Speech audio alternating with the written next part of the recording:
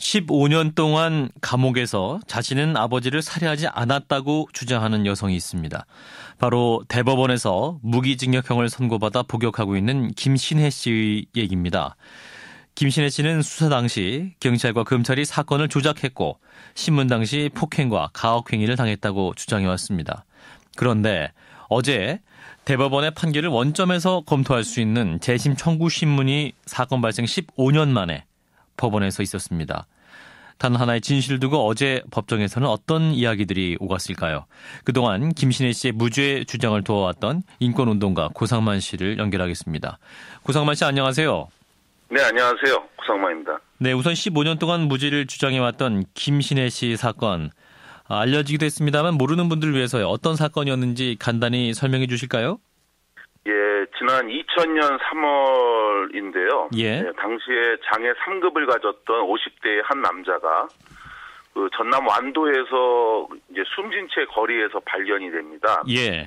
그래서 처음에는 이제 경찰이 그 뺑소니 단순 사고로 이제 의심을 했는데 그런데 이제 사건 발생한 만 24시간이 지난 후에 경찰이 사망자의 큰딸 김신혜 씨를 이제 전격 존속살인 혐의로 이제 구속하면서 예. 이제 김신혜 씨는 사형구형의 이제 무기징역을 최종 선고를 받게 됩니다. 예.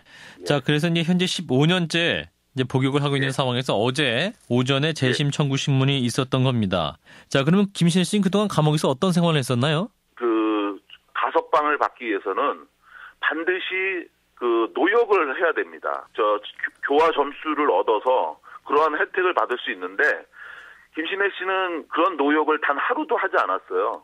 자기는 죄를 짓지 않았기 때문에 그 노역을 하게 되면 그 아버지를 죽인 것을 인정하는 게 된다. 그래서 자기는 하질 않겠다라고 하면서 자신의 억울한 부분들을 15년간 끊임없이 주장해왔던 사람입니다. 예. 그래서 이제 우여곡절 끝에 15년 만에 재심 청구가 이제 받아들여져서 열린 것인데, 자, 김신혜 씨는 그러면 어떤 주장을 하면서 소명을 했던 건가요?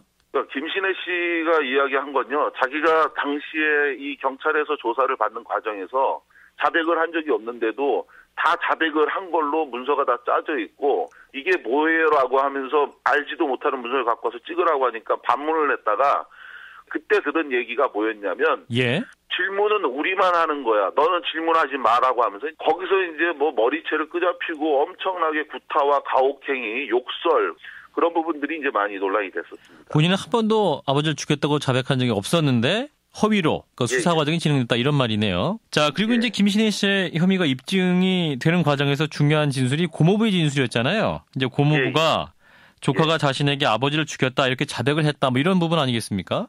예, 맞습니다. 그런데 사실은 이 사건의 시작이 뭐냐면 사건이 발생하고 만 하루가 되던 날 고모부와 또 김신혜 씨가 마주 앉아서 고모부에게 자백을 했다라는 이제 주장이 있고 그걸 근거로 해서 김신혜 씨가 잡혀 들어간 건데 두 사람의 대화 내용이 달라요. 그러니까 고모부는 김신혜가 자기한테 자백을 했다라고 얘기를 하는데 김신혜 씨는 그게 아니라 나는 자백을 한 적이 없고 고모부가 김신혜에게 얘기하기를 남동생이 아버지를 죽였는데 네가 책임을 져야 되지 않겠냐. 그래야지만이 우리 집도 살고 너도 사는 거다라고 하면서 다르게 얘기를 했다는 거예요. 그래서 그거를 확인하지 못하는 과정에 나를 갑자기 경찰이 바로 그 자리에서 수갑을 채우고 체포를 했는데 그러면서 이제 여기서 한 가지 재밌는 게 뭐냐면요. 특이한 게 뭐냐면 남동생이 그날 수사과장실에서 며칠 후에 두 사람이 만났어요. 그때 남동생하고 단둘이 있을 때 누나가 아버지를 죽인 혐의인 줄 알고 어떻게 하지 하면서 슬픈 표정으로 보고 있는데 그때 자기한테 충격적인 말을 건넸다는 거예요. 누나가요? 동생에게? 고개를 딱 숙이더니 혹시 네가 아버지 죽였니? 라고 물어봐서 자기가 너무 놀랬다는 얘기를 제가 동생한테 따로 들었었는데요. 이런 식으로 두 사람의 이야기가 이제 다르고 여하간 두 사람 사이에 무슨 대화가 있었던 간에 대화가 끝난 시각은 밤 11시 40분 이후인데 이 대화가 있기 전에 이미 신고는 들어가 있었다라고 하는 의혹이 있어서 이런 부분들이 재심 재판을 통해 다시 한번 공정하게 재판이 이루어져야 된다. 그럼 남동생은 뭐라고 지금 말을 하고 있습니까? 당시 경찰과 검찰 그리고 재판부는 분명히 누군가 공범이 있을 거다라고 의심을 했습니다.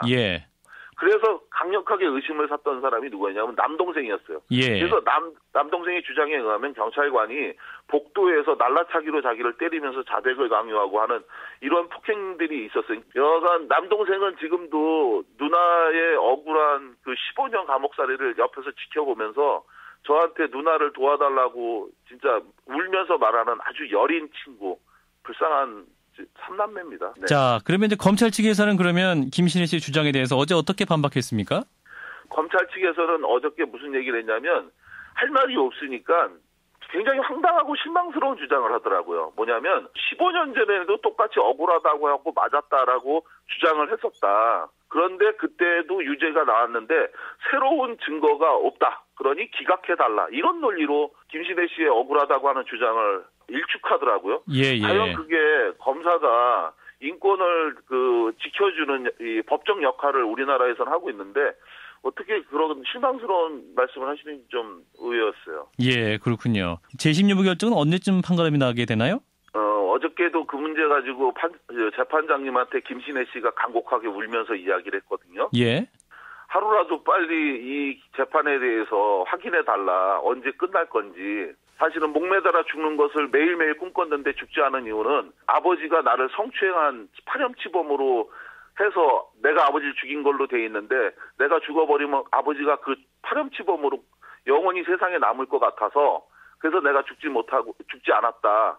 그러니 내보내달라고 했는데 재판장님이 그것에 대한 시간을 확정해 주질 않았어요. 예. 원래 기일이 없어요. 언제 날지 아무도 알 수가 없기 때문에 예. 일단 매일매일 이 결과를 갖다 체크해야 되는 그런 상황이고요. 예상컨대 좀 빨리 내주지 않을까라는 기대는 갖고 있는데 정확하게 언제 끝날지는 솔직히 알 수가 없습니다. 예, 알겠습니다. 여기까지 말씀 듣도록 하죠. 고맙습니다. 예, 고맙습니다. 네, 인권운동가 고상만 씨였습니다.